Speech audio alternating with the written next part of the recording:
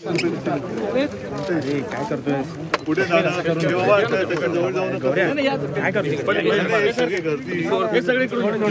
Sir तुझा बस झाला हे बस आपण इकडे या रे हे मंगेश इकडे बस बस मी जात नाही आता बस झाले तर उद्धव ठाकरे 4 दिवसीय मराठवाडा दौऱ्यावर आहेत। सध्या ते शेतकऱ्यांच्या बांधावर पोहोचलेले आहेत आणि पाहणी करतायत, शेतकऱ्यांशी संवाद साधतायत। अतिवृष्टीग्रस्त शेतकऱ्यांची ठाकरे सध्या संवाद साधतायत। सरकारची जी मदत आहे ती शेतकऱ्यांना मिळाली का याची पाहणी सध्या उद्धव ठाकरे करतात। उद्धव ठाकरे आता शेतीच्या बांधावर पोहोचलेले आहेत। गेल्या काही दिवसांपासून शेतकऱ्यांची कर्जमाफी कर्जमुक्तीची मागणी होती, त्यासाठी आंदोलन सुद्धा करण्यात आलं होतं। सरकारने आता 2026 ची तारीख दिली आहे, मात्र त्याच्या आधी सध्या उद्धव ठाकरे नुकसानग्रस्त भागाचा दौरा करतात।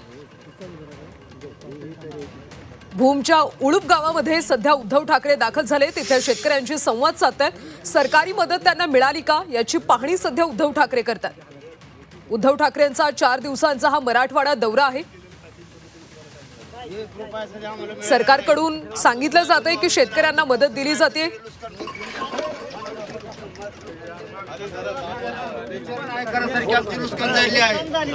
आमच्या नुकसानीला माफ नाही, एवढं आमची नुकसान मोठी झाली।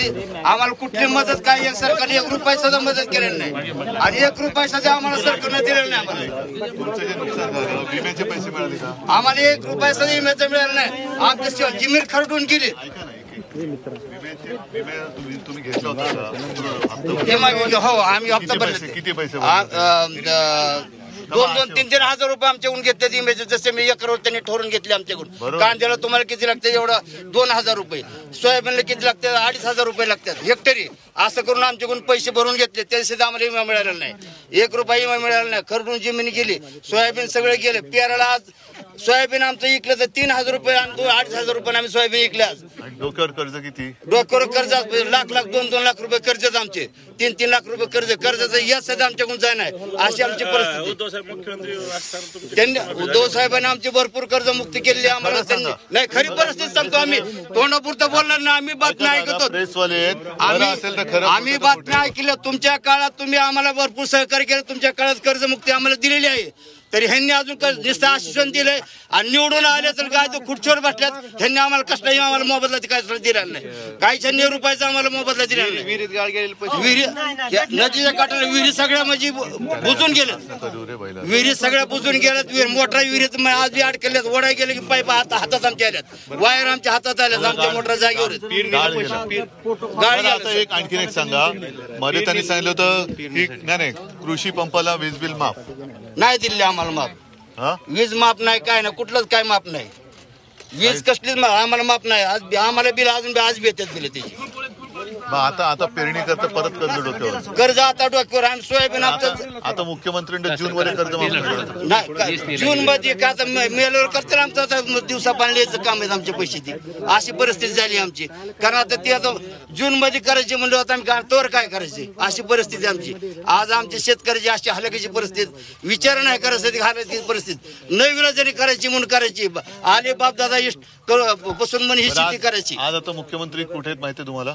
मुख्यमंत्री खुर्चीवर काय त्यांचं काय त्यांचा विचार सुद्धा नाही करायसारखं। आता काय त्यांचं शेतकऱ्यांनी काय विचार करावा? मुख्यमंत्री आले नाही, मुख्यमंत्री आले नाहीत, कोण आले नाहीत, काहीच नाही। नाही 1 रुपया दिला नाही।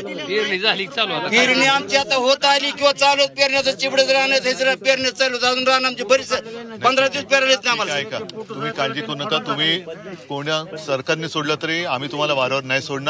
आज म्हणून मी तुम्हाला सगळं आपले आमदार दादा आहे, खासदार दादा आहे, अंबादास आहेत, सगळे आहेत, बरोबर आहे। आम्ही तर सरकारला वटणीवरती आणूच, तुम्ही धीर सोडू नका। फक्त मी सगळ्यांना हात जोडून सांगतो की आता तुम्ही सगळे शेतकरी म्हणून एक व्हा। आज साहेब आमच्या अशा परिस्थिती आमचं नाही विचार नाही करायसारखी आमची हालत, आमची अशी परिस्थिती केली विचार नाही करायसारखी परिस्थिती। आम्हाला डोळ्यात जीव द्यावा का हात फाशी घ्यावा असं आम्हाला असं वाटतं। कर्ज आमचं पिठा ना, पेरला पैसा मिळाला नाही मिळायचं, आम्हाला काय करायला परिस्थिती, आम्हाला नाही मिळायचं करायची पाळी आली। काय करावं आम्ही, करावं काय, फाशी घ्यावं का, अशी परिस्थिती झाली आमची। अशी आमची हालत आहे।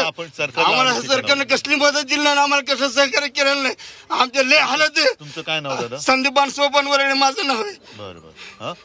शांत व्हा. शेवटी कसं असतंय, आपण हाव तर बघा आम्ही आलोत ना विचारायला, आम्ही सरकारला व्यवस्थित करायला लावू सगळं. तुम्ही धीर सोडू नका, हा काळजी करू नका. आता त्याला याला विचारायला त्रास नका देऊ. हा चल नीट, ठीक आहे, चल नीट राहा जरा. हे बाबा त्याला नीट, त्याला आता त्रास नका देऊ.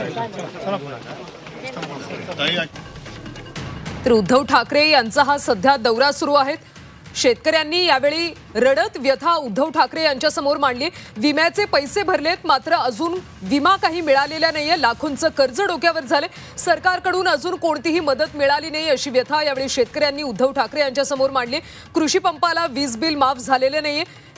अतिवृष्टीमुळे मोठं नुकसान झाले, मात्र मुख्यमंत्री कृषी मंत्री कुणीही बांधावर आलेले नाहीत असं यावेळी शेतकऱ्यांनी म्हटलंय. दरम्यान काळजी करू नका, आम्ही तुम्हाला वाऱ्यावर सोडणार नाही असं उद्धव ठाकरे म्हणाले. शेतकरी म्हणून तुम्ही एकत्र या, सरकारला आपण कर्जमाफी द्यायला भाग पाडू असं ठाकरेंनी म्हटलंय. भूमच्या उळूप गावामध्ये सध्या उद्धव ठाकरे आहेत. उद्धव ठाकरेंचा हा 4 दिवसाचा दगाबाजरे संवाद दौरा आहे. ते शेतकऱ्यांच्या बांधावर जाऊन शेतकऱ्यांशी संवाद साधतात. सरकारची मदत काही शेतकऱ्यांना मिळाली आहे का याची पाहणी सध्या उद्धव ठाकरे यांच्याकडून केली जाते. राज्य सरकारनं 2026 जून मधली तारीख खरं तर कर्जमाफीसाठी दिलेली आहे. मात्र आता मेल्यावर सरकार कर्ज माफ करणार का असा एक उद्विग्न सवाल सध्या शेतकऱ्यांकडून विचारला जातोय. विम्याचे पैसे आम्ही वेळोवेळी भरले, मात्र त्यातून कोणताच फायदा झाला नाही असं शेतकऱ्यांनी म्हटलं.